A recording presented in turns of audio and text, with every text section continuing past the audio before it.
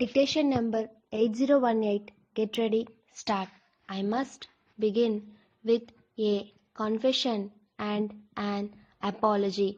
The confession is that I am completely and utterly ignorant of Malayalam, and the apology is that I have not been able to learn it so far.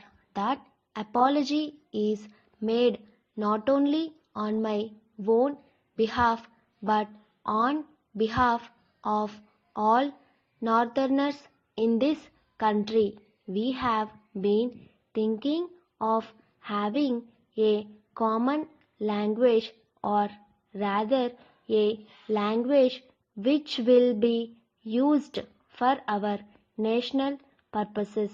We are expecting and hoping that our brothers and sisters in the south will learn that language. Unfortunately, I have not noticed any similar movement in the north for acquainting ourselves with the languages of the south.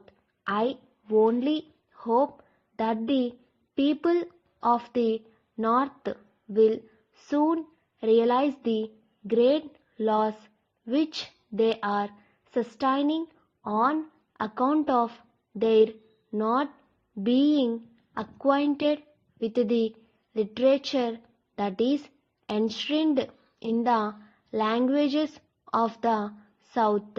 I have sometimes heard it said that there is an attempt to impose Hindi on the south.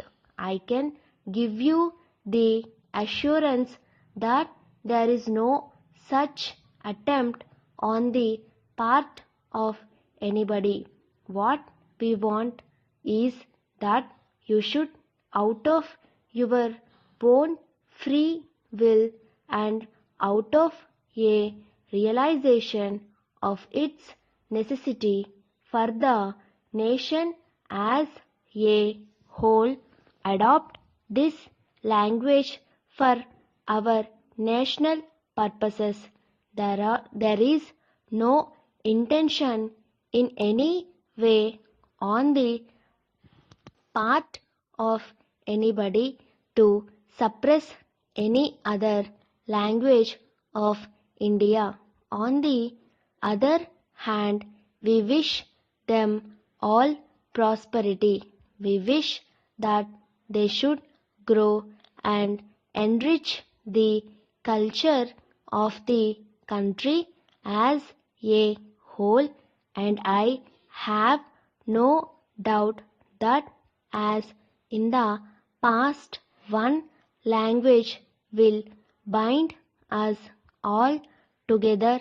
In the past, there were difficulties of travel and communication, but in modern times, when we have got so many new facilities for propagation, it should not prove at all difficult for the northerner to learn one of the southern languages, or for the southerner to learn a northern language.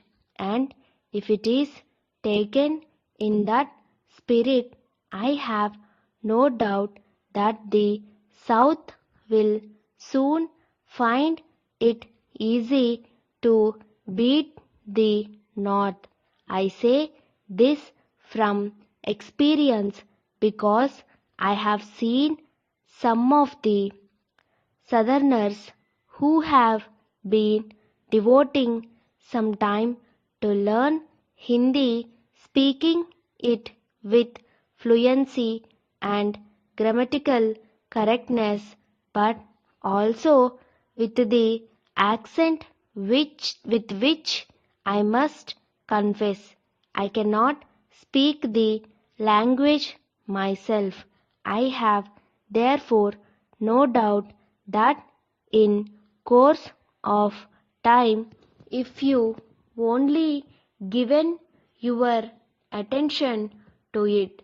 You will be able not only to compete with the North but even to go ahead of it. We all hope that every one of you coming from the South, every one of you speaking languages other than Hindi will learn that language and make a contribution to that language. The Hindi of the future will be a language which is not the Hindi of the northerner only, but it will be Hindi which has been fostered and nurtured by all Indians to whichever part of India they may belong. We want the Hindi language to be enriched by your own vocabulary, your own phraseology, and your own idioms. And while the structure of the language cannot be changed, there is no doubt that the Hindi language can greatly be enriched by the contact with other languages. Dear sir, may we ask you to let you have within the next week a check in payment of your outstanding accounts with us. We are reluctant to write to you again on this point, but we find that in spite of our having written to you on several occasions recently regarding these accounts, we have not received any reply as long as July last, when your Mr. Robert called upon us.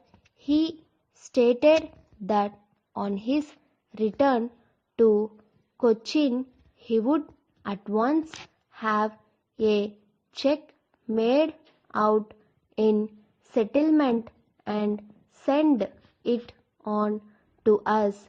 It is extraordinary that since then we have not heard from him, and we are without the check or any reference to it. We cannot understand your prolonged silence, as hitherto our relations with you have been most pleasant. We have hesitated to take any action against you, but we must ask you to note that if we do not receive payment as desired, we intend to stop the work we are doing on your behalf at Mount Road, and we shall not start the work at Nilgiris next month. We are not prepared to undertake this work if you cannot meet your obligations. We need not say that we are profoundly sorry to have to write to you in this way, and we trust that an early settlement of the accounts may make it unnecessary to take such action. Yours truly, Stop.